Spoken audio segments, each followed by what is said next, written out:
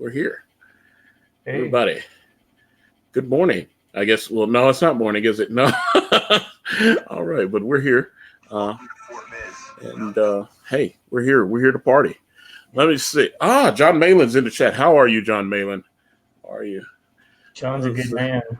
Yes, John is a very good man. And I like John. But, hey, just had John on the other day, and it was fantastic. But we're not here to talk about John Malin or Graveyard Shift 2, or even my fantastic comic book brand, which is currently on Indiegogo. We are here to talk about Doorkickers, Panzer Demon. And ladies and gentlemen, Scott McCullough, how are you, sir? Hey, brother, I'm good, man. It's always good to be on here. I guess this is my second time. I listened a lot, but man, we had a great time a couple months back, and I'm glad to do it again. All right, well, welcome back. Man, I have to say again, big thanks to Doug Tenable for hipping me to this StreamYards thing. This is working, and thank God, because I was in a pickle, but I'm here now, and now we got it going on. Yeah. But how's everybody doing? Hopefully, you guys are enjoying yourselves and having a good time with your loved ones. And as you hear myself and Scott run our mouths and do all that kind of thing. But Scott, you're back. Your campaign is live. How are you doing? Dude, man, it's fast and furious ever since it went up. I mean, it's been almost it has been 2 weeks now, and I just can't believe how fast it's going. You know, it's the initial hitch is 30 days, and we come up on day 15 tomorrow, so it's pretty awesome. Well, actually, yeah. Matter of fact, the good thing about this is I can actually do a little screen sharing here, and I want to actually show your campaign. So yeah, thanks. Let me see. Can I get this all set up? And bam! Oh yeah. Okay. It looks fantastic. All right. So here it is, and the link is, of course, in the description there for Doorkickers Panzer Demon. Let's see, it says special ops use magic and advanced weapons to take on horrific otherworldly creatures. Now, Scott, you are the writer and creator on this, or you have a co-creator? What's going on? Yeah. So I'm the writer creator. The artist for this is Ian Waryanto. He's an Indonesian dude. He's awesome. He's done some work for Alterna, a couple other comics out there. The cover, so the image that on there that you just saw, that's the cover, the main cover, and that's by Ted Lehman, and he's a talent. He's still, he's at where he is now, and he's at the beginning of his career, and that guy's gonna go far. So he's doing the interiors on this as well, man. No. So Ian is doing the interiors. Ted is doing that main cover, and then I've got a cover B, which is Narwhal. Of course, you know him. Yes, I do. And I see that here. Cover B for me, yeah. Okay, I see it. I see it right here, brother. Okay, let me let's see. So I'm looking at your thingy thing here. So you got cover B. And wait a minute, is it actually showing me, or I don't know what? Okay, because I mean the art looks really good here. Who's your colorist? So yeah, that's the kind of big surprise of the campaign. I wasn't. The colorist is a gal named Farah Nurmaliza. She's also from Indonesia. She hasn't done any big work here in the States that I've seen. And so, she was kind of took a risk on her, saw some samples, liked what I saw. I said, all right, well, let's do a test page. She did a test page and she knocked my socks off. And her turnaround was fast.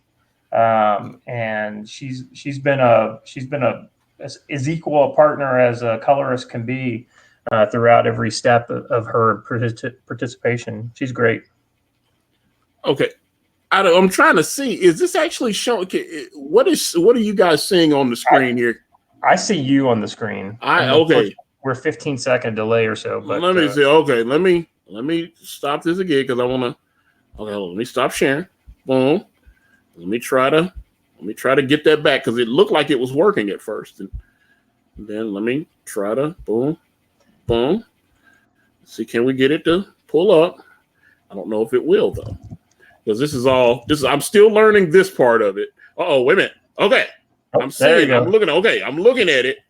I see it on my thing there that it is showing. Okay. There you go. Okay. Because let me go back up because I want to show the narwhal. Okay. This is cover A, right? Let's see. Let me make sure I'm looking at the. Yep. So this is cover A. This is Ted Lehman with colors by Afera. And then if you scroll down.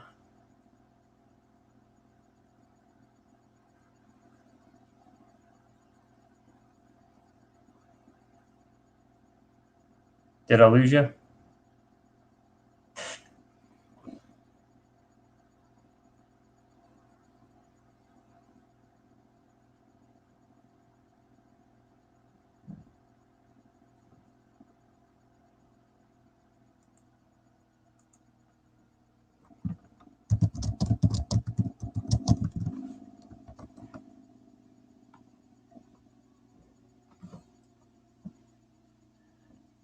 Hey, can anybody hear me?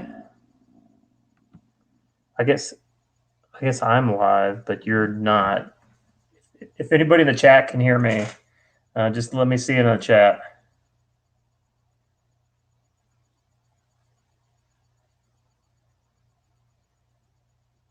So Fat Andy says, "What's a door kicker?" So a door kicker is the guys who go and break in the door and take down the bad guy. It's kind of the nickname that you heard, especially for the entry guys in Afghanistan and Iraq. A lot of special ops guys they were nicknamed door kickers. So that's what that's all about. All right, so I see you guys in the chat. You can hear me. All right, well, I'll just hang out here and tell you guys about this book until Antonio gets back. I don't know if he dropped or what. If it's either it's his connection or it is not. So, all right. So if you guys want to throw a couple questions into the chat, I can riff off that. Or so just real quick, let me tell you about the book. So essentially, it's a special operations, but instead of going after terrorists, they're going after Lovecraftian cults and supernatural threats, people who use magic, people who use it for the wrong Okay, I see it. I see it, Antonio. Okay, you're gonna jump back in. Yeah, people who. How do I stay so handsome? Well, that's a good question. As a handsome man, it's something that's on my mind. Never. I don't care about that kind of stuff, man. If I'm handsome, it's it's not a benefit. Vanity is for the weak. Anyway, so the idea is that the Doorkickers, or the Wildfire team, which is, as you learn in the book, their code designation is Wildfire. They work for an agency called the Enhanced Security Directorate. Enhanced meaning getting back to the whole idea of using magic or something supernatural to enhance just a normal or mundane item. I kind of take from my background in Dungeons and Dragons and things like that for types of magic, and so there is some of that kind of clerical style magic, healing and more holy kind of stuff. But on the other side, there is I've never streamed from somebody's channel without the host here. That's kind of a unique thing. Yeah, lightning storm, right on, man. Well, I'll keep jamming until you're able to jump back in here, brother. So anyway, I kind of drew from my background playing Dungeons and Dragons when I was a kid. Of course, I'm a comics fan. Big fan of G.I. Joe. That was probably the first comic that I collected. So that was a big influence on how I kind of saw things. And, as a kid, I played Army out in the woods. And then but I take all that and I mesh it with my experience as an Army veteran from Iraq and Afghanistan, and I kind of try to bring all that kind of stuff together. How did I meet up for Narwhal for that sexy? I know, man, that cover is just crazy. If you guys haven't seen it, I'll probably drop a link to it here in a tweet in the near future. But we sat down and we did a kind of a drawing process video about that cover. And the idea is that two guys in that cover, that's Stillen, who is the kind of the brick of the team. He's the strong, silent type. He's the apex door kicker of the Doorkickers. That's him fighting with what's called a flame minion. If you guys have looked at the preview pages, on page 4, you'll see the spellcaster, the combat mage, is casting a spell, and all of a sudden this guy starts to catch fire. Well, essentially he's warded, and when the spell is cast on him, instead of it affecting him correctly, it triggers the ward. It's kind of like a trap, and it sets the guy on fire. And so what you don't see kind of off panel is Stillen fighting that flame minion, and so that comes like on page 7 and 8, which you can't see. We haven't released those pages yet, but so that's the image on Narwhal's cover is Stillen fighting the flame minion. So as you can tell, Stillen is not he's not afraid to go toe to toe with a guy who's literally burning himself alive. So let's see what else. So let me just talk about the team real quick. So in the book, it's a 6-person team. Special ops teams tend to be very small, very specialized.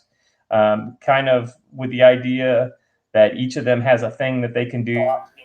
Just remember, despite the fact that somebody may be, oh, look, he's back. I am back. We are under a severe thunderstorm warning here in Murfreesboro. And right when you were talking, all of my lights just flickered and came back on instantly. It flickered twice. And when it flickered, it kicked me off the stream. And I was like, oh boy, here we go. So it is still thundering. Hopefully that doesn't happen again. But I am back. And hold on, I want to start because you did great. You kept talking. That was fantastic. Because I was like, oh my God, this is this is like Murphy's Law. Whatever will happen. Right? What are you gonna do, man? So, but hey, you kept talking, and that's the beautiful thing, man. Sometimes you that means you're a trooper, man, and I appreciate that. So I'm game, dude. I am game. I mean, I think we gained a couple of viewers during that whole thing. So, I didn't lose anybody. No, it looks like we've gained. Yeah, okay.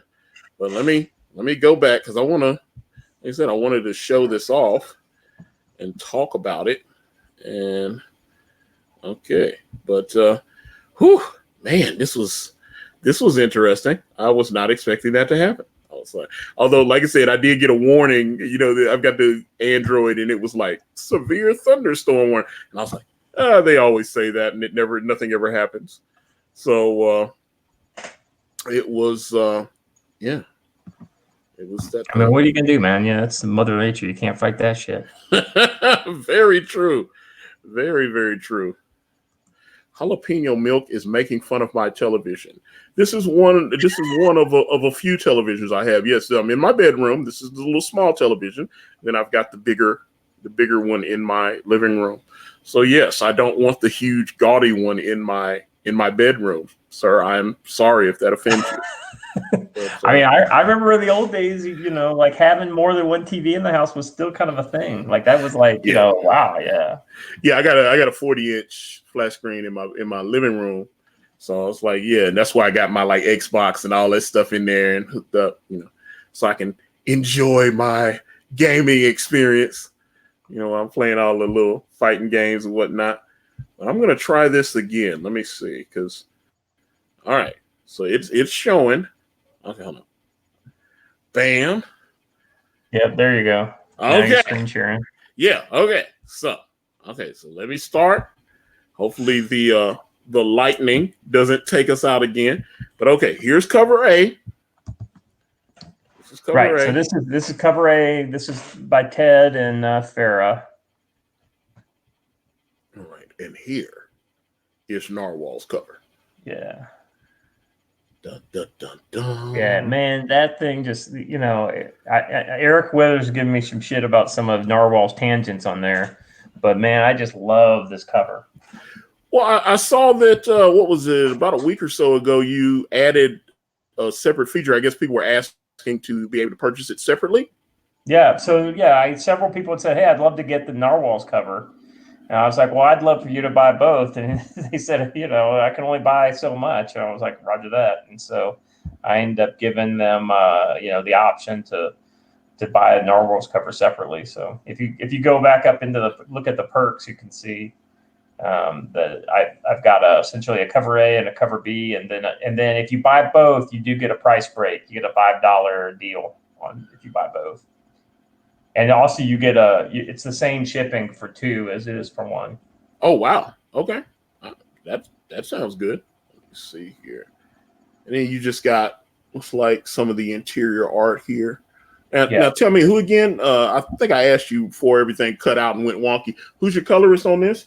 Okay, so it's a gal named Farah Nurmaliza, and she is fantastic. Farah, what do you say? Farah Nurmaliza? Nurmaliza. Okay, I was like, oh wow, that's an exotic name. Is she here in the U.S.? No. She's also in Indonesia. Ian actually recommended her to me, and I was leery at first, but I saw her sample stuff, and you can see she's got the goods. And then I started seeing the sample page that she started giving me, and she's legit. Okay, hold on. So let me see here. So Jalapeno Milk in the chat, and he says no woman ever said she wanted the smaller one in the bedroom. That is true. That is true. That's what she said. But let me see here. And Joe Frago says it invokes emotions that I can't explain. I just love everything about it. The depths, the angles, a 100% unique cover not found anywhere else. Man, so Joe, and I've got about 5 or 6 guys who have been like, super supportive, and the Door Squad, man, what the kickers, man. I mean, so I as a creator, I can't tell you. So there's 2 pieces. First is just the practical thing. If people are going out there and talking about your book, that's how you're going to spread the word. It's not always going to come from you. It's going to come from, it's going to come from other people, right? And those guys really help spread the word. And the second thing is as a creator, having people who are consistently retweeting your stuff, who are engaging with you in chats, who are, Joe's here at the live stream. He's here to show the flag, and that as a creator. So I'll be honest with you. I'd like to have already been funded by now, but that didn't happen. So it's guys like him that make me think, okay, I'm not crazy thinking this is a good story. This is a good look. This is a good concept. You do realize you're doing exceptionally well, right? I know, but in comics, you see all these guys getting all these big numbers, and nobody shoots for, I'm shooting for 10,000. It costs 10,000. That's what I'm shooting for. No, everybody shoots for, that next level. And sure, I think my, I'd love to make 30,000 or something like that. But my real goal, in the heart of hearts, my goal is 15,000. Well, I mean, I'm looking at the numbers you're doing, and you're doing exceptionally well. That's why, and I'm like, most of the people that you're referencing are quote unquote superstars within Comicsgate, and I mean, I wouldn't include myself in that. Or they're guys that have channels that have 3, 4, 5,000 people, in their audience. So for the amount of, I know I'm knocking it out of the park. And like I said, going back to those super fans, man, those are the guys who really kind of help you see that, man, this thing is rolling. And you know, That's what I'm saying. You could be doing a hell of a lot worse, and I'm saying that as someone who has ran a few campaigns. You could be doing a hell of a lot worse.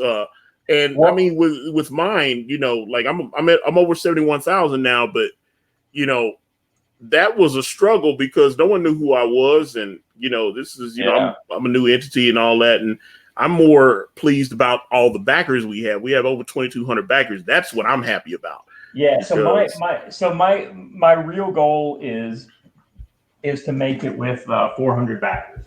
That's my. Well, it looks like you're on your way. That's why I'm saying don't be. Yeah, I'm like, don't look at what like a Mike S. Miller or John Malin because I've seen, brother. You know how it is. I'm saying that because you don't understand. There's a lot of people that have asked to come on my channel, and I don't let them on because they have unrealistic expectations. Sure, no, absolutely. And they're thinking they're gonna make 30 grand, 40 grand right out the gate. They're not doing the work that you need to do to get. So I'll be honest with you. This is not something I just turned on the other day and just kind of came out of nowhere. So I've been talking this and working on this since February. Right. You know, I had the 10-page preview from that I did with a previous company. Yeah, when you contacted me a few months ago, you had like a mailing list. You were building. You know what I'm saying? And no, absolutely. And that mailing list has been invaluable, you know. And the other thing that's really that's been really heartening is not just like a number of conversions, but just the number of eyeballs. And I've kind of reached out to some other creators running campaigns in the same neighborhood as mine, and the impressions that I'm getting are very good from my, so it makes me think there's a lot of people that have found it, they like it, but they haven't had the ability to pull the trigger, whether it's, financial reasons or, a lot of people wait to the end, you start getting those notifications at the end. And so, that's where I'm at. And, guys like Joe are a big part of that. Matt Hayes in the chat says, Scott, is this a complete story, a large story, part one? So Doorkickers Panzer Demon is a turnkey, single shot story, 48 pages. It's not a big complex story. It's it's got a little procedural in the middle, but it's an action story with a fairly straightforward plot line. Okay, so let me actually look at your perks here because you got both covers. You can get them for $45 here. Yep. And then how's your shipping? The shipping. So shipping is $10 for everything from one book, to two. So somebody asked me if they had to cancel one thing because they wanted to add like an additional cover A to, and I told them that, as long as the campaign stays small, I can kind of, let people slide on the, on the shipping for one, and then put all three in one mailer, and the price would just generally be about the same. So. Okay. And now I see you got a digital for 25 now. Right. Okay. Now tell me about that. Cause that's, so there's been a little controversy about that. A couple of people came out of the woodwork and said, "Hey, listen, that digital is too expensive." Well, the reason why it's too expensive is because that is not the product for you and me. For guys like me and you, I want people to get the physical book. That's the product that I'm pushing, and I feel that the $10 digital or $15 digital that undercuts the physical book market for the domestic audience. Now, you got guys like, I had this conversation on War Campaign a week ago or so with Roe, and him being in Canada, if he buys the $25 book, he's got to pay $20 in shipping just to get it shipped to Canada. So for a guy in Canada, the digital is your best bet. If you want to save that shipping money, the digital is where it's at. You still get everything that's in the printed book, but you get it as a digital copy, and you don't have to pay shipping. Yeah, but I'm seeing people. I don't know. That's for digital. How many pages is the book, by the way? So the story's 48. There'll probably be, some backup stuff in the back, even before the stretch goals. I've got a couple stretch goals, like for instance, if you look down at the bottom, I can't remember. I haven't been thinking about my stretch goals lately. But if I think 10,000, I think is the adding the 10-page preview story, remastering that, and putting that in as a backup. So. Okay, so then you got 25 again, but this is for a actual signed book, and I'm assuming, what's your U.S. shipping like? It's $10. $10 U.S. ship. Okay, that's not bad. Okay. Yeah, I mean, it's pretty much mirroring the same pricing I'm seeing on all the other folks that have Okay, and then you got the narwhal cover again, $25. Yep. Are you signing that one too, or no?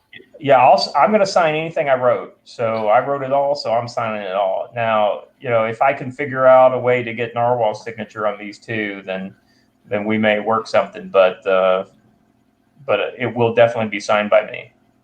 All right, let me see. Jalapeno Milk said, I had a disagreement with you on Twitter, but I'm going to consider backing this anyway. Art looks good. What was the disagreement on? Just curious. Yeah, I don't take any of that stuff personally. I probably should take my opinions on Twitter to be a little more serious. Oh Lord, I have disagreements with people on Twitter and YouTube and Instagram and Facebook all day long. And hey, that's the fun of social media. Well, the thing, I'll be honest with you, I just can't take social media, serious, like real life stuff, Yeah. And trust me, I know. Let me see here. You got an original page of art for $200 whole dollars. And yeah, so that's the book and an original page. So this book is being illustrated traditionally. It's not digital. It's physical, right? That's absolutely right. And so, the artist will sign each page, and if you want me to sign it too, I'll sign that too. Don't matter. If you don't want my signature on it, I'm good with that too. I ain't got no ego on it. All right. So, okay, I should be out of the screen share thingy. Okay, because we've gone through all your tiers and shown all that. And obviously, again, the link is in the description. And but what give you I know from talking to you, you were obviously in the military, or are you still in the military now? Are you active duty? Yeah, so I'm an active duty veteran. I was in I went to Iraq, Afghanistan. I don't like to. I was also for a couple weeks in Syria. That was interesting. So I've been around. I spent 6 years in Korea. So I've been around. You've been around. All right. So let me see. Okay. So you're obviously something brought you to the comic book medium. So what interests you about comics? Who influenced you? What made you want to create? Yeah. So I mentioned a little bit while you were off the air. I came into comics. I want to say it was 82. I was in third grade. I think it was probably 82, something like that. Maybe 8. Oh no, maybe it was before that. Anyway. So it's third grade. I was in the hospital for tonsillitis, and somebody came and visited me and brought me 2 comic books. Kind of typical way you get into comics. Somebody just gives you some, and because they were widely available, and all kids loved them back then. It was just a matter of how much you loved them. And they brought me G.I. Joe number 10 and Team. Was it Team America? Team US? The motorcycle team toy tie-in anyway. But I didn't care for that one, but the G.I. Joe one I was all about. And so I dove into G.I. Joe immediately. Larry Hama. Oh yeah, man. Larry Hama really, that's the way the military had to be, as far as, and G.I. Joe had a kind of a sci-fi kind of thing. And I kind of knew it wasn't exactly realistic, because my dad had been in the military, but still I loved everything about it. The stories were great, and he wove a lot of real kind of stuff into what is ostensibly a fairly sci-fi-y kind of military title. And so that's what really hooked me. And then the next book that really hooked me was Uncanny X-Men, about 82, if I remember correctly, is where I really got into that. And so I had John Byrne. What's that? John Byrne, Chris Claremont. No, so that was John Romita Jr. Oh, when he came on. Yeah, and Chris Claremont. Yeah, man, those. And so I loved his art style. And so, that's where it all began. And I didn't live in. So you're in Tennessee, right? You're in Murfreesboro. So you know where Waverly, Tennessee is? I've heard of Waverly, Tennessee, but I've never been there. Yeah, about 65 miles west of Nashville, and so that's where I lived. And so we didn't have anything approaching a comic store there. And there were about 3 stores that I could think of that had spinner racks of comics in them. So it's kind of like if they weren't on those spinner racks, you didn't get those issues. So I started, subscribing through the mail to a lot of Marvel titles. I was a Marvel only kid. I didn't care for DC, Batman, Superman. None of that stuff really interested me.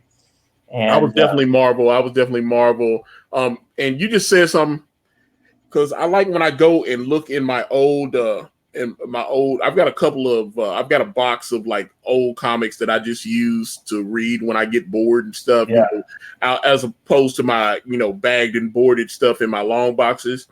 And I've got a lot of those old from like 80, 81, 82, like 30 years ago.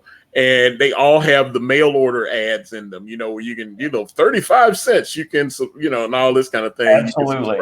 Yeah, absolutely. Yes. Yeah, I mean, and, back, what I learned later, once I cared about the condition, was that I'd give something to my dad and have him take it to work and photocopy the subscription form, but originally, I was cutting it out of the back and sending that sucker in.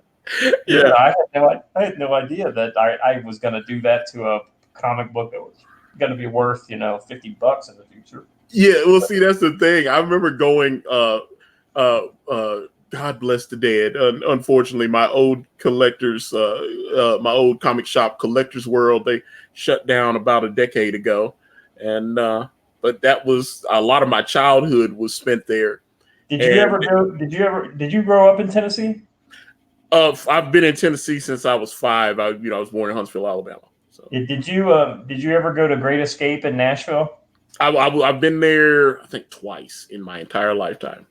Yeah, I only went there. I guess it's at a different location now, but I only went there when it was in the old location on like Broadway or something like that. And man, that place defined to me the smell of a comic store. Man, yeah. And we'd go in there, like my buddy Josh. We would, I'd go to Nashville with him and his parents, and they're going for their shopping weekend. But one of the things is that they'd take us to Great Escape, and we'd go in there, and literally they would drop us off, and they'd be gone for 2 hours. And we'd be in Great Escape for 2 hours, and we're going through the 50-cent boxes. Like literally, I would look at every single comic in the 50-cent boxes because, as a kid, man, I couldn't get into those big back issues. It was I had to go to the cheap stuff. But see, yeah, that's one of the reasons I mentioned Collectors World is because when you were talking about having to photocopy those ads instead of having to cut them out of the book. Yeah, but a few times they would have these great, and I was like, wait a minute, this book is 50 cents, and it's it's in the quarter bin. And this is like the first appearance. I had like these little books that would tell you, collector books that would this is the first appearance of whatever and all this kind of thing. And so I would pick one of those books out, and I was like, wow, I can't believe it's in here for just 50 cents. And I'd get home, and someone had cut the ad out of the thing, and I go, you gotta be kidding me. That's why. Yeah. No, I got a copy. I'm sorry, I didn't get a copy. My friend got a copy of Avengers 57 in the dollar bin.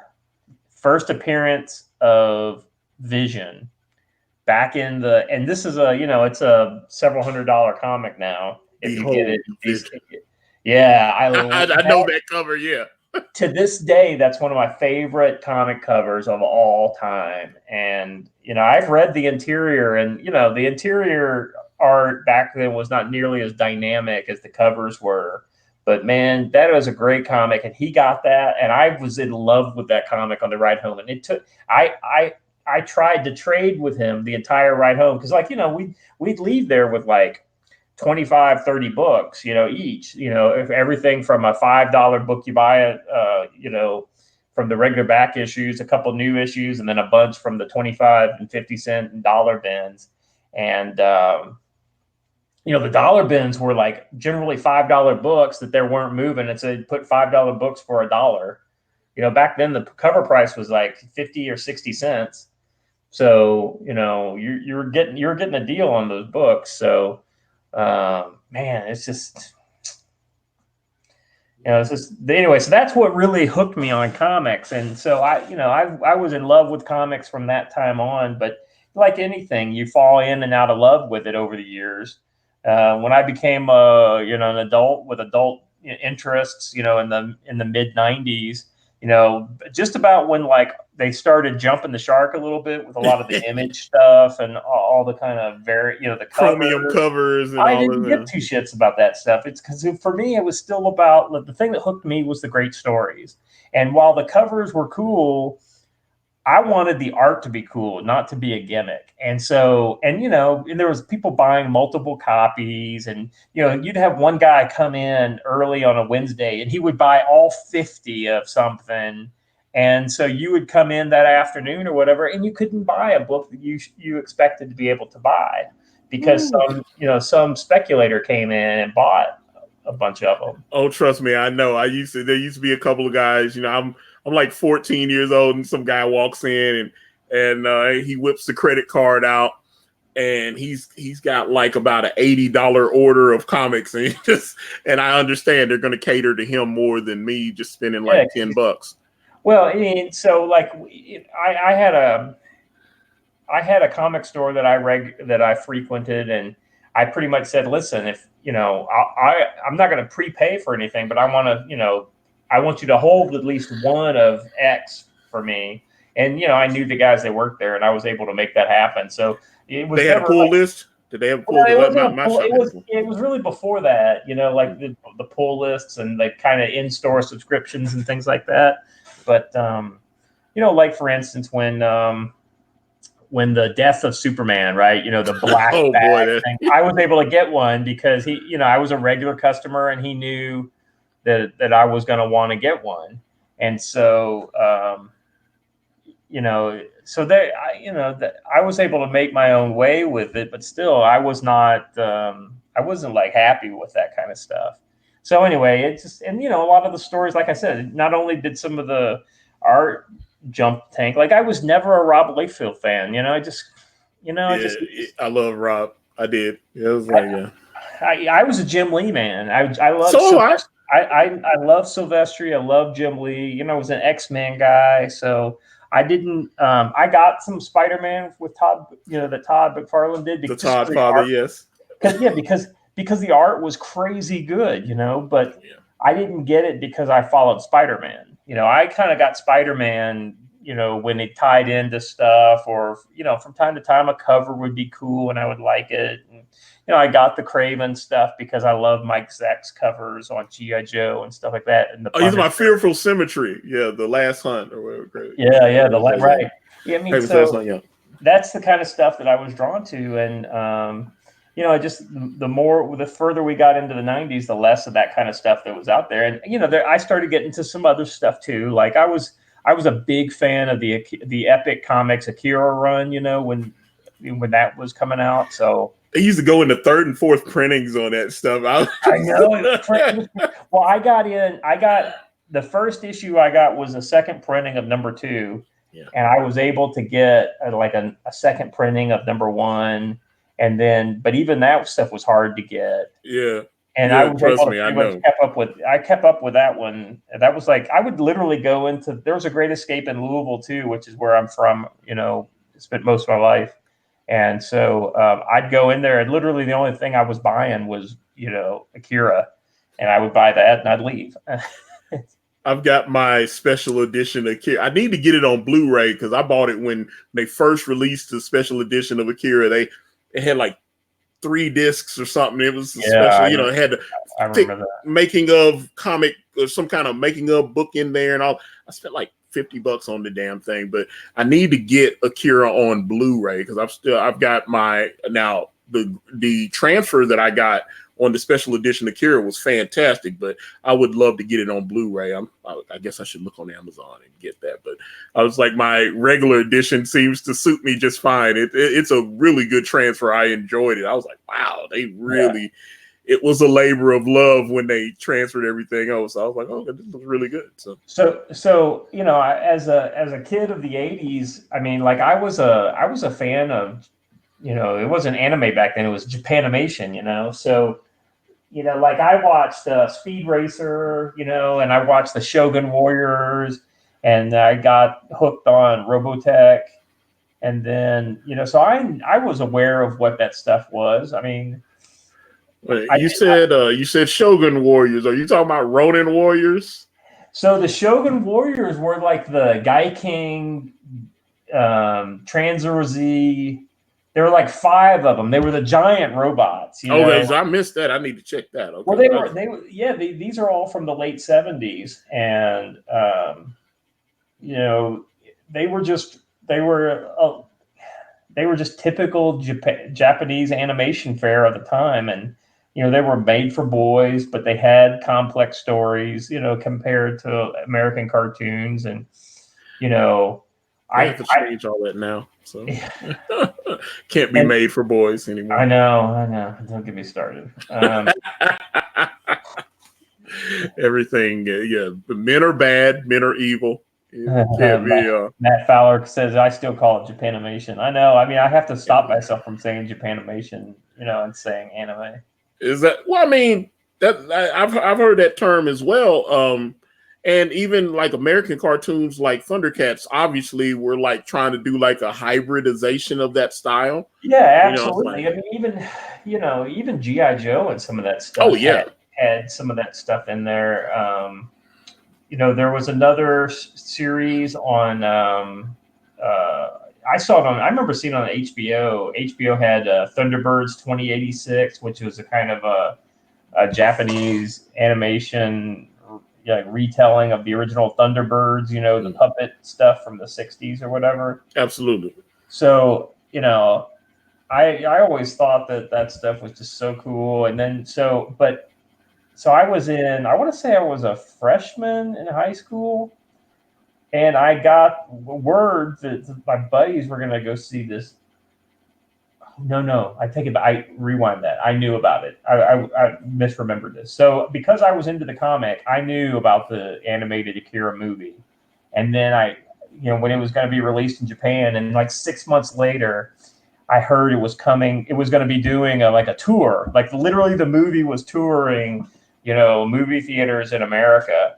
And it was going to be for like 1 weekend at the Vogue Theater in Louisville, Kentucky.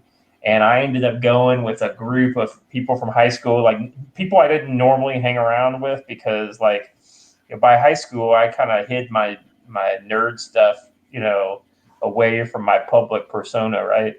And I was a normie on the outside, right? I mean, I did not like let my my public friends know about my comic book collection, shit like that. Yes, but I couldn't help it. I was always a nerd, so. Yeah, but I mean, the thing that really scared me from being like out in the open as a nerd was girls.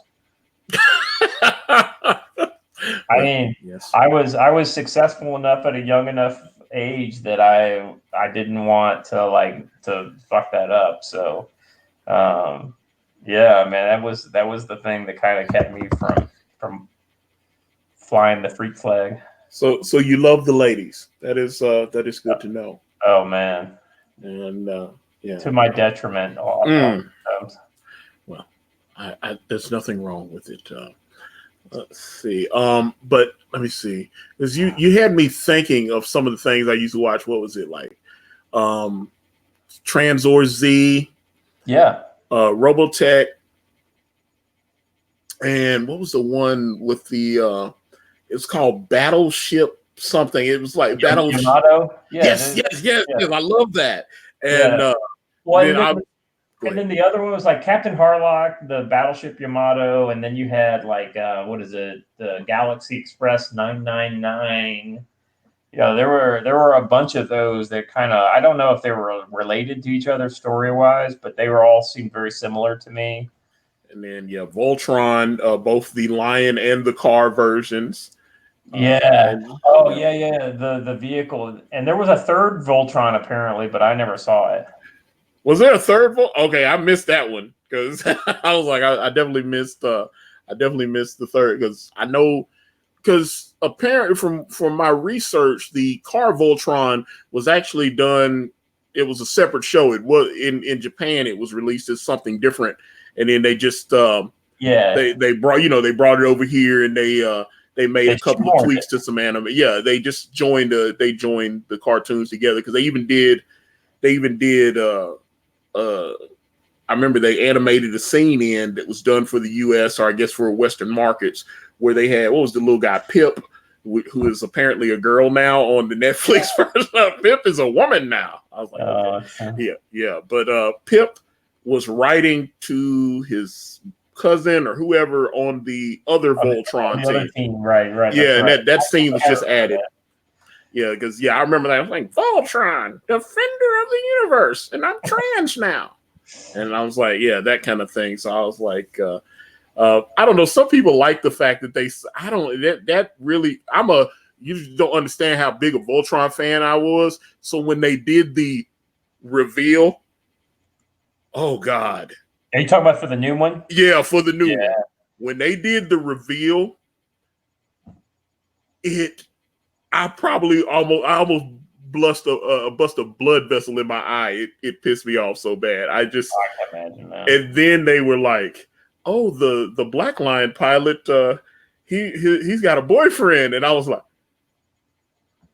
"Yeah." So I'll be honest with you. I don't even attempt to watch that stuff anymore. Like when I hear something new like that comes out, it's not even on my radar. I mean, I may hear about it, but then I just in one ear out the other because I know more likely. So here's the thing. Have you gone back and watched a lot of the cartoons from when you were a kid? I watched the old stuff. Yeah. I watched He-Man and some of it's great, but like He-Man's a great example of something that like I watch it for 10 minutes. I'm just like, all right, well, the fourth grade version of me loved this, and he can keep it, because it's better in my memory than it is, sitting down and watching it again. Now it releases the endorphin still for me. Even like it's cheesy. It's definitely cheesy. Like when Adam goes, ha, ha, ha, ha, ha. That thing is the when he does the and he goes rocking it. And I was like, and people have made memes of that and stuff now, but that's still to me, I was like the writing's kind of subpar, all this, but to me, it's still like, oh man, oh, there's Orko, there's Man at Arms.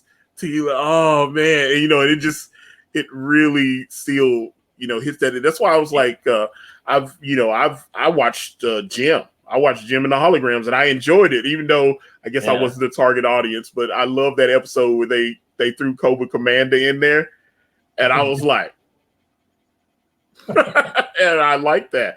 I was just like, yes, but yeah, I liked He-Man. I liked She-Ra, and I don't know, like the new She-Ra. I just decided to give it a hard pass. Yeah, although I've got some friends that watched it with their kids, and they was like, it's actually not bad. You have to forget, if you're a parent watching it with your child, you kind of have to forget what you enjoyed and just let the child enjoy it. And if you don't interfere and let the child just watch, then they will enjoy it. I'll be honest with you. I don't want my daughters watching that because there's all kinds of like subtext They're doing and like stuff in there that's like, listen, I don't want my kids to have anything to do with that. You know, it's like I'm all for them watching the old stuff, and like for instance, my daughters have kind of got into anime, so like I'm totally good with them. You know, all the Sailor Moon stuff, and like they watch watch all the that. shit out of that stuff. Yu-Gi-Oh! I used to watch all that stuff. Yeah, I was like, And so I'm good. I'm good with that. But it's the new American stuff. No, they're just not going to watch that stuff. Yeah, and that's the thing. I really, I've had this discussion with my ex-girlfriend. She feels like that's the perfect time to insert quote unquote social justice into, like while the kids are young, you need to teach them that. And I'm like, look, I'm not going around saying anybody is bad or anybody's lifestyle is this or that. But I feel like if I've got a 6-year-old and I'm sitting down watching, I shouldn't be watching like two dudes married to each other. I don't want to. Yeah. That's just my personal preference, though. That's just me. And if you feel differently, then I'm not judging you for it. But I just don't believe that stuff should be inserted into programs that are targeted towards children. So I went to art school for college, and because of that, I was exposed at a much younger age to having gay friends than the average dude in Kentucky. And because of that, I mean, I didn't like it. That stuff wasn't for me, and I didn't like some of the kind of the gay culture that I encountered. But as people, I had no problem with them, and I kind of came to the whole live and let live kind of thing. As long as they don't try to push that stuff into my world, then I was good with it. If I went to a gay bar with a gay friend, then you went into something like that with your eyes open. You knew what you were doing. You don't go in there and like say, "This is fucking disgusting." No, because that's their thing, and you just let people do their thing. It's when they try to subvert the culture and say, "Hey, you normies over here doing this are wrong because that's hateful because you're not exposing your children to that at an early age." No, they can be exposed to it at a later age. Yeah, that's how I feel. But yeah, like I said, my ex she was bisexual, and she was like, I want them to know that there's nothing wrong with it. And I was like, I'm not saying there is anything wrong with it. I'm just saying that I feel like there is an agenda in some of these programs. I look at like on the CW, all the Arrowverse shows. Greg Berlanti is an openly gay man, and he feels like he has to insert these things into all of his programs. He has to make sure that he is represented. So he makes sure all of his, he makes sure all of his people, it's like, okay, we got, matter of fact, we got a black man, we got a black gay man. It's like everything. He makes sure that he puts those little messages in there. That's one of the reasons why I know he was chomping at the bit to get Batwoman greenlit. So, he can like, oh, she's a lesbian. She's this. No, he has his thing, Yeah. So, I mean, it's if he didn't insert that into every single show that he does, I'd be like, oh, it's like, oh, okay, he's just telling the story. No, he's every show he makes sure he inserts. He makes sure he has quote representation in there, and I'm like, okay, it's kind of funny. I play some mobile games, where it's like clan based, where we all, we have to all work together to like conquer seats of power. So I'm playing Game of Thrones Conquest, and there was a big argument that exploded in our Discord this morning.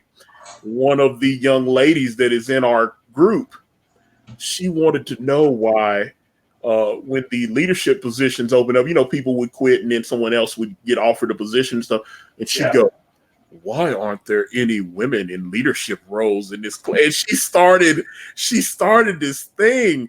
And I was like, she was like, And there had been a woman, but she stepped down and they gave her position to a guy. And she was like, yeah, I didn't want the spot. And they gave it to this guy. Well, why wasn't another woman chosen? And why isn't it even? And it started, it caused a big argument in our Discord this morning. And it was still going up until about a few hours ago where everybody just walked away and squashed it.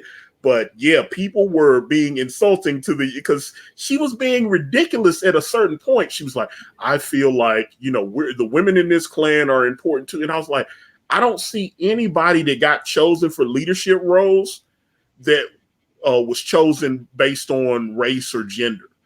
Right. They were just chose that, hey, this person has a strong, he's a strong he's a strong player. He's got a strong army with good armor and all this kind of stuff. He's a top-notch player. So if you give him that position, he can his attack and his defense increase and all. So it's we're not going to give someone that's like 10, 15 million units weaker than him because they're a woman.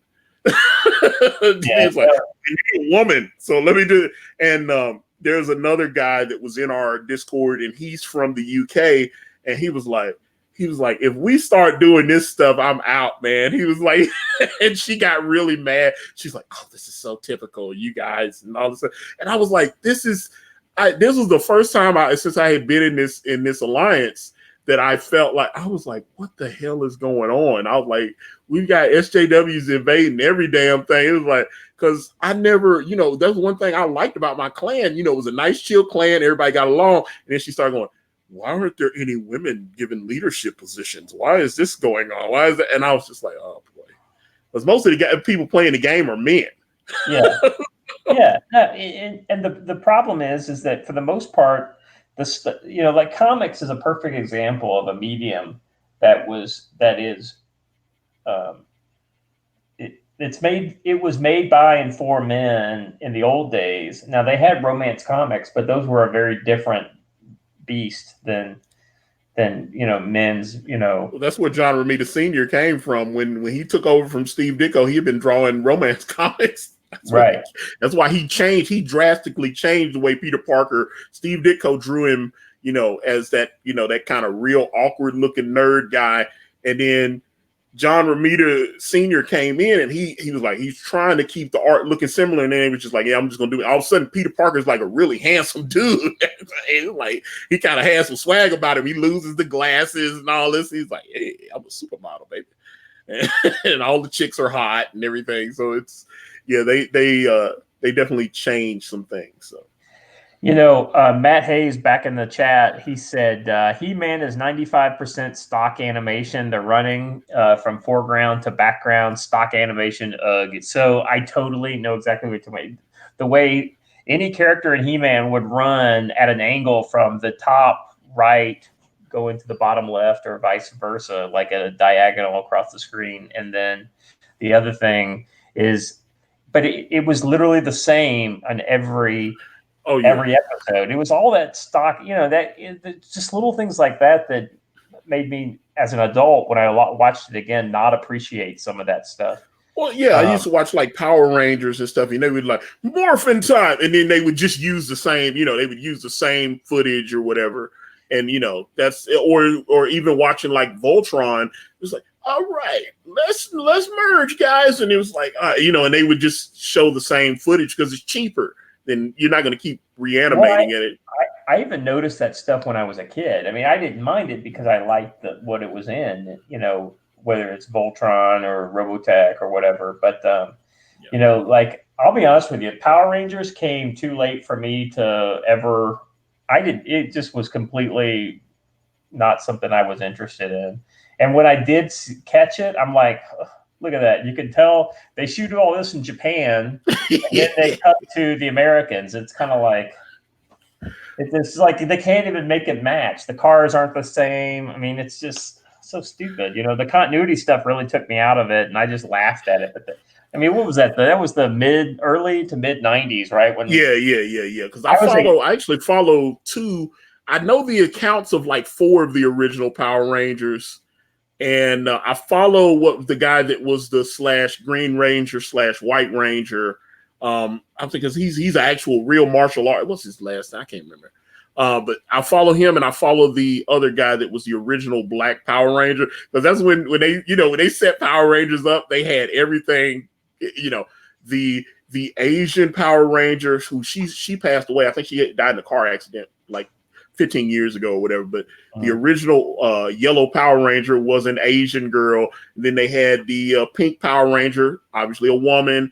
Then they had the Blue Power Ranger was the nerdy guy, he was the guy. And then they had the Red Power Ranger, and then they introduced the Green Ranger that turned into the White Ranger, Tommy. So I follow him and I follow the original Black Power Ranger. And he described when he went in for the interview, and I thought he said that there were like some other famous people that read for the Black Power Ranger part, but they wanted, it was cringe. I think the interview is still on YouTube where he was describing, they just wanted you, could you be a black guy? That was basically the direction they, like I think he said like Cuba Gooding Jr. or somebody like that read for it. They were trying, and some people weren't acting street enough, I guess. And so they didn't get the part. And he knew how to like break dance a little bit and stuff like that. So they were like, yeah, that's our guy. So it's Hollywood is it's a little it's funny because I was on a Doug TeNapel about a week ago. I was on his channel, and right when we were going off the air, he told a story about his he worked on the Nickelodeon cartoon series Cat Scratch. And they had taken one of his books and turned it into Cat Scratch, and they had a character called Mr. Black, but they changed it to Mr. Blink or Mr. Blick or something like that because it was supposed to be. It was so stupid, the stuff that the Hollywood people did was like, oh no, we can't have a black person doing the voice of a character called Mr. Black, and it was just the stuff he was telling me just sounded. I was like, it was like cringe. It was cringe worthy. I was just like, that's hilarious. Well, that's the thing. Hollywood SJWs, they think they're saving black people. That's the thing. It's like when they do their castings and all, they feel like they're saving Negroes, and I don't want to be saved. I just want to be treated equally. I don't want special status. I just want to be treated the same. So they feel like it was so funny here. So when I hear like little Hollywood stuff like that all the time, because like I said, I wish I could find that interview that the I can't remember that actor's name that played the Black Power Ranger, but when he was talking about his casting experience, it's like, yeah, they needed you to be more. Can you be blacker? Can you be more street? That's what we do. You gotta be kidding me, man. It was crazy. So funny. And I was just like, okay, so yeah, he's like, can you break dance? What can you do? Because they knew they wanted the Black Ranger to be a black person, but they needed him to, but they were like, you're not what's the buzzword? Urban enough. You're not urban enough. So can you? He's like, but I'm black. Look at me. I've got black. No, but you're not. Can you say like yo yo yo or something? What's the kid? What was on Fresh Prince of Bel-Air? What was the other kid's name? Oh, Carlton. Yeah, you're too Carlton. We need somebody that's more. But that's funny. Yeah. Oh man, that's funny. I've heard him. What's his name? Alfonso Ribeiro. Yeah. Because the first time I ever saw him was the Pepsi commercial where he was with Michael Jackson. They had auditioned he had won a nationwide talent search. They had auditioned like 1,000 kids or probably more than that they had went all across the country trying to they were trying to find somebody that obviously could dance like Michael Jackson. I think he had done something. What was it? The Los Angeles Olympics in '84. I think he had done something. So he had been part of that. Yeah. And it was that kind of deal. So he had obviously done some little, he obviously had the ability to dance, and he got the Michael Jackson Pepsi commercial. And then there was a show called Silver Spoons with Ricky Schroeder. And he got that. Because I remember that, yeah, which is, Yeah, I I was remember like, Ricky Schroeder. yeah, Ricky Schroeder. Yeah, it's like Ricky Schroeder. And and then he just kind of fell off the map. I didn't see him anymore. And then all of a sudden he showed up on Fresh Prince of Bel-Air. And he was Carlton, and he talks about how they came up with the Carlton dance and all this. There's a clip on YouTube where he was describing it, because it was supposed to just be a one episode thing. They were just trying to be funny. It was a throwaway joke, and they did the Carlton thing. And he said all of a sudden when the episode aired, he'd be like at the airport, and all of a sudden people were like, duh. It was like dance, yeah. It was like the Carlton just exploded, and they were like, people really like this. And so obviously it became something they went to 100 times after that point. So, it wasn't supposed to be that. The Carlton thing was literally supposed to be a throwaway joke. They were going to just do it that one episode and everything and go on about it. And then they noticed that people, for whatever reason, they thought the Carlton was funny. And he like you said, he's at the grocery store. People got to do the Carlton and all this. It's that kind of thing. So it was one of those things where it was kind of an accident, and it just kind of took off, and people ran with it. And all of a sudden, every damn episode, they're like, dun, dun, dun. He's got to do it, so to this day. Wasn't Show Enough from the Warriors? That's Bruce Leroy. Bruce Leroy, Barry Gordon's The Last Dragon. Yeah. That's right. Yeah, The Last Dragon, which that guy just did an interview. He did an interview on Vlad TV, and I think it was a couple months ago, because they were supposed to do a sequel to The Last Dragon, and they didn't. It sounds like there was arguments over who was going to, because he didn't get paid very much money. Yeah. And, they were, the movie obviously was a big hit because, people still to this day. That's right. Yeah. Yeah. Bruce Leroy. I love Bruce Lee. You are the last dragon. I was like, yeah, the whole thing. I love the 80s. I was into all that. That's why I like shows like Cobra Kai. Because that's a great show. Yeah, Cobra Kai. It takes you go back, and I was like, and have you seen The Boys yet?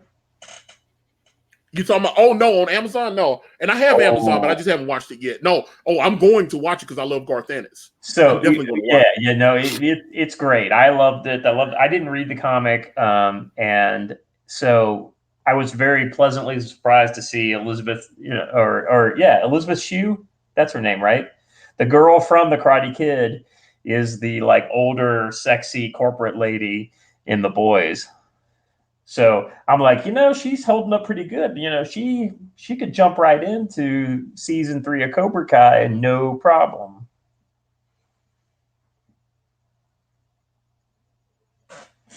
Oh my God, did you drop out again? All right, so I'm going to assume that he dropped out because it seems exactly like what happened before. But let's talk about so Cobra Kai has scratched an itch that I didn't even know I needed scratching. Yeah, I know, right? So the idea with Cobra Kai is that they did this better than any other nostalgia trip. I mean, most of the time, it's the member berries, from South Park. You just remember this, remember that, and people really want to remember that nostalgia thing, and so they try to shoehorn the nostalgia of that time into a product that's essentially made for now. But the thing I love about Cobra Kai is that Cobra Kai takes exactly what yeah, I saw you got kicked off, brother. So Cobra Kai takes exactly what we loved about the original Karate Kid and the characters and the dynamics, and it perfectly extrapolates those 30 years later and brings them forward, and in a way that's true to not only the characters but also the genre. They don't try to make it a new thing from the 90s. They literally make it the same from the 80s, telling the same story in the 90s, in our time with, characters that are fully realized. Cobra Kai did it so well. I mean, the second season wasn't as good as the third. I mean, as the first one, just because I feel like, the kids are less interesting to me than the original characters. But, it was all still within the realm of possible. You back, brother? Yeah, I'm back, but I don't know what he was like. God, I hate that. That's like I was like, okay, I had stable internet. I don't know how long this is gonna last. So let me wrap it up and let me let you, because I can talk to you all day, but let me, just in case this goes out again, the link, of course, to Doorkickers Panzer Demon is in the description. Tell us why I should back your book. If I'm backing you, why should I back you? So the reason you want to buy this book is because the art's good. You can see the art, you can see the interiors, you can see the covers. It goes back to the old school days of solid interiors, solid story, solid cover. There's no gimmicks with this. I do have a variant cover, but I just, I feel like I wanted to work with Narwhal, and that was the best way to do it. So I'm gonna have 6 variant covers on the next book. So. If I thought I could sell more, I would get more. I tell you what I will do. I got something I can share. So let me share something with you guys. So tomorrow, be watching your Twitter for Doorkickers. Each day I do a tweet, and then I do a supplemental generally as well. So tomorrow I've got a partnership deal that I've worked with another YouTube channel. They're a new young building channel, and they do kind of those creepypasta, audio horror stories. And so what they're doing as a kind of a WikiLeaks or Creepy Leaks is what they're calling it. They got some secret files from a secret government agency called the Enhanced Security Directorate, and they are releasing, like in a very realistic style, a lot of the backstory in Doorkickers, and I hope you guys will check that out tomorrow and give it a listen. I'm going to be sharing it out pretty widely, and the way the Comicsgate grapevine, something that's fun and generally always gets shared out. So I want you guys to be looking for that, and I hope you'll give it a listen and give those guys subscribe on their YouTube channel. They're really cool dudes. Actually, if you what is the YouTube channel? Nightmare Alley is the name of the YouTube Nightmare channel. Alley. Okay. Yeah, and so they're good guys, and they're doing this as just kind of a it's good content for them. It's a good exposure for me. It's something different that you guys will be able to get from Doorkicker. So if you don't want to think of this as another preview into the world of Doorkickers. Okay. Well, how can people reach out to you on like social media and all that? So let's see. Instagram and Twitter, that's where I kind of live. My Instagram is M Scott McCullough, McCullough. And then Twitter is the same without the H on the end. So M Scott McCullough with no H on the end. And of course, check out Doorkickers on Indiegogo. The link is in the description, and I see it is in the chat. Thanks to our wonderful mods. But hey, guys, before I get booted yet again with this, the thunderstorms have not been kind here in the volunteer state. So with that being said, I'm going to wrap this video up. And if you guys want to reach out to me, I'm on Facebook, Instagram, Twitter, and right here on this YouTube channel, everywhere is at Akari Press. And if you type in akaripress.com, it will take you directly to my Indiegogo campaign for my comic book series brand with the phenomenal Kanan White. We're on Teespring. We're on Amazon.com. The links to those are in the description. Thank you guys so much for watching. I'm out. Thanks.